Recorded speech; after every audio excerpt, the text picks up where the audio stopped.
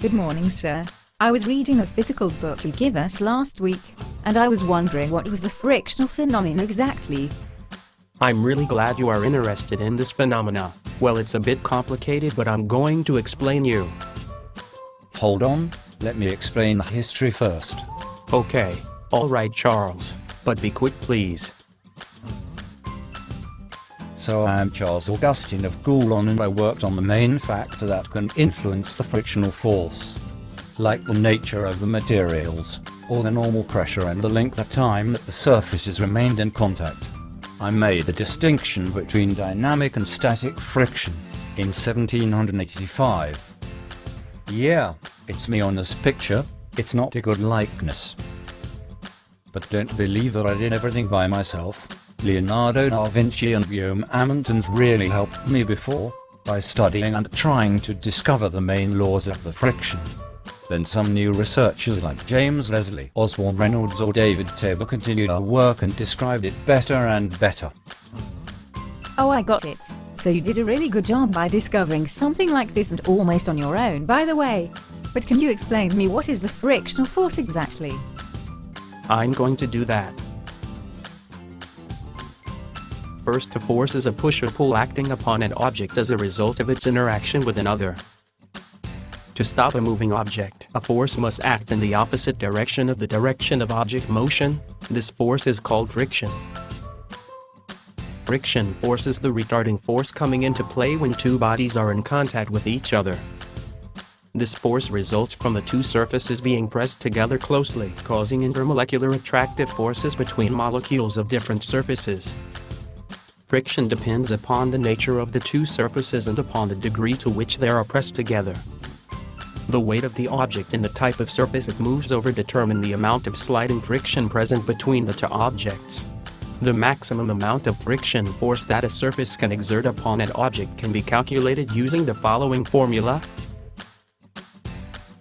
Yeah, it's awesome, isn't it? And I promise it's not magic, baby.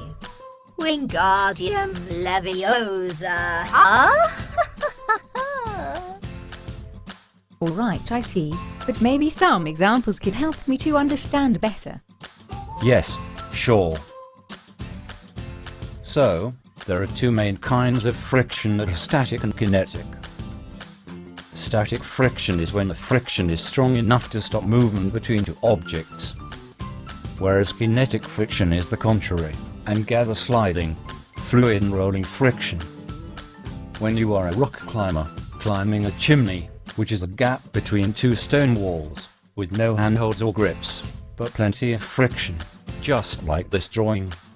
One method of negotiating the climb is to place yourself as shown in this drawing, and push against the walls with your feet and back so that you do not slide down. What you are doing is increasing the normal force between your back and the wall so that the maximum friction value is raised. Then I will explain you some kinetic friction examples. A book moving across the desk is an example of sliding friction.